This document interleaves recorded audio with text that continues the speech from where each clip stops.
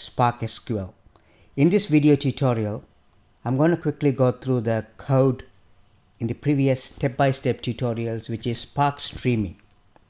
So Spark Streaming, if you had looked at the Java interview questions for the Lambda architecture, you can see there will be a batch process which will creating the batch views, and there will be a streaming process that will be getting the incremental view of the data that is arriving continuously. And you can have a serving layer that combines the data produced by the batch views and the streaming views. So Spark Streaming is quite handy for stream data that is coming continuously and then create some kind of a materialized view to be queried later on. So you can call it a real-time view of the data, where the Spark Core and Spark SQL can be run as a batch job, say once a week or once a day or twice a day and so on. So in this Spark tutorial, the first step, like every other tutorial we saw, in the pom.xml file, you need to bring in the right jar files. So here we need to bring in the Spark Streaming. So if you go below here, so we are bringing in the Spark Streaming, and it's a Spark version number. It will be defined at the top in the properties, and 2.11 is the Scala binary version. And the provided means we only require this to compile, but when you deploy as a jar file to Cloudera cluster, this jar file will be provided by the Cloudera. So the next step is, let's look at the Spark Streaming simple. So you can do two ways. One is a text streaming or the file streaming. So firstly, same as the previous tutorial, you're creating a Spark configuration object, setting the application name, setting the master to local. Local 2 means 2 threads. And this is the path, the directory folder we are going to stream from. So data will be continuously arriving into a folder. For example, if you are having data coming from MQ series or any other file sources, you could have a Flume or Kafka that is ingesting the data that is coming through, and the files will be landed in a folder called stream folder. Then you will have a Spark Stream job that is continuously listening to the Spark Stream folder and start processing the files. And how often it will be processing the file, you can set it here. So here, apply 5 seconds. So every 5 seconds, it will take a snapshot of the files that arrived in the last 5 seconds, and it will start processing.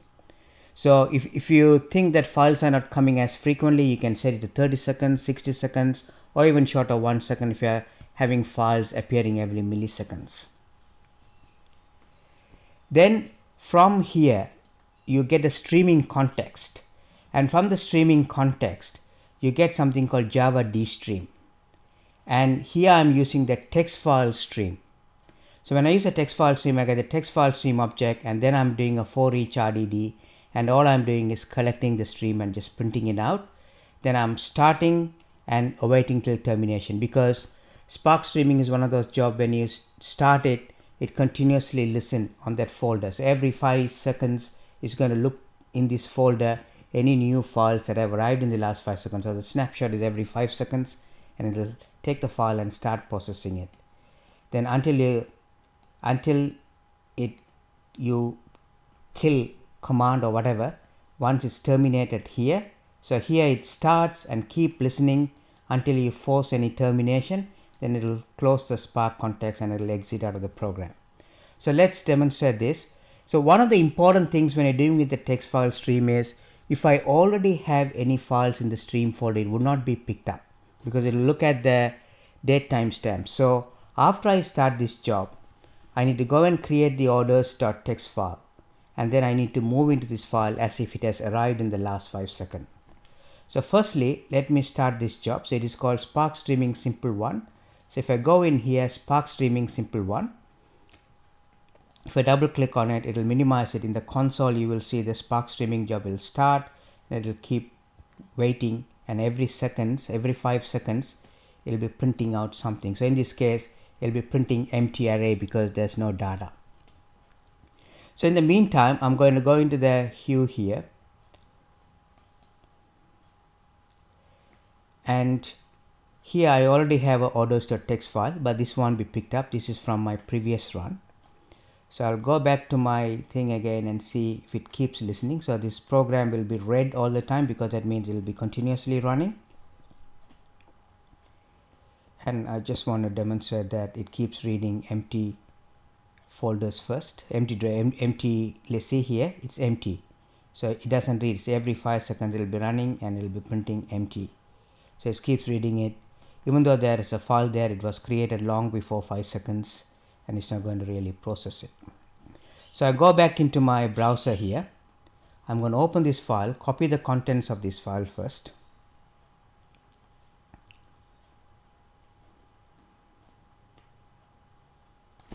So Control C, and I go back to this folder.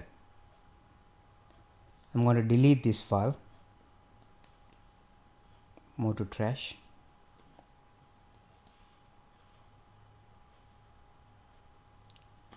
Then go back into Cloudera.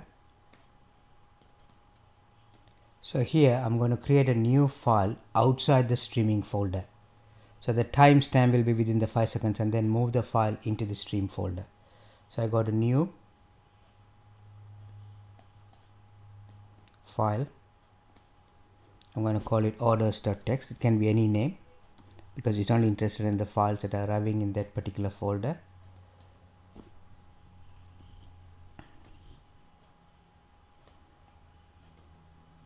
Just orders.txt is empty at the moment. So I'm going to go edit file. I'm going to Control V to paste it. I'm going to save the file. Now the timestamp will be updated. I go into the Cloudera and I'm going to drag the file from here into my streaming folder because the Spark streaming is going to look at this file here. And now if I go into my, so the file has gone into this folder. If I go and look at my, here we go, see, now you can see that it is printed out order 123 John, order 456 still streaming, 456 Peter, and order 789 Samuel. Now after that, once that file has been read, even though the file is sitting there, it's still empty. So this is how the Spark streaming works. And then in the next one we will look at the file streaming. So I'm going to stop this job now. Now go into the Spark streaming simple 2, which looks very similar to the previous one. So same, you're setting the app name, SparkConf, setting the cryo serializer. Then I'm going into the here, this is a SparkConf, and this is interesting. So minimum remember duration is 3600 seconds. That means if there are any files already sitting in the Spark streaming folder that are created within the 3600 seconds, so which is 60 divided by 60 by 60, so pretty much like 1000, which is 360 divided by 60. So within that period it will pick up those files. So the file that I already have with the previous thing, stream.order.txt, this will be picked up by this particular Spark streaming job. So you're creating a Spark streaming context, creating a Java pair RDD, and we're using a portable stream here because note here, instead of text stream in the last job, we are using a file stream. So this will be the binary. It will be reading as a portable data stream. So it will be read as a portable data stream. Then you go through for each of them, and then basically I'm printing the file path here, and also I'm just printing the data in bytes. And this is the system.out line, the file path, and system.out line, the converting the byte stream to string, and then deleting the file if it exists, because you don't want it to be keep on processing. So I'm deleting the file if already exists after I have processed it.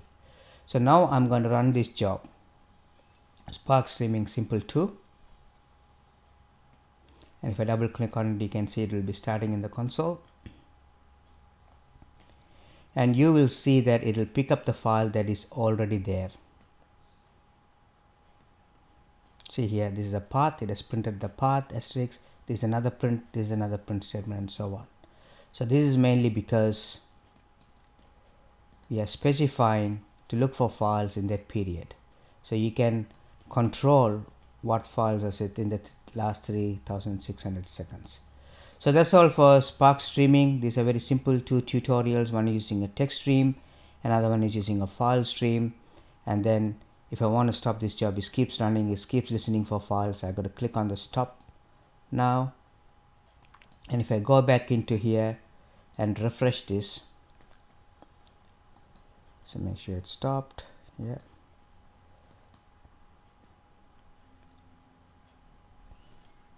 It's going back into Hadoop user experience in the files folder under the stream folder.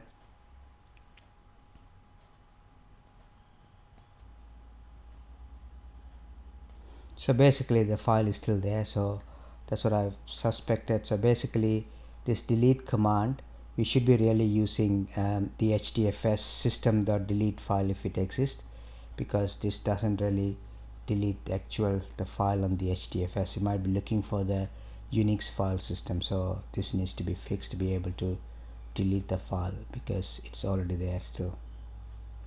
So that's all for the Spark streaming tutorial. So these two code bases are shown under this module, and you can just give it a try.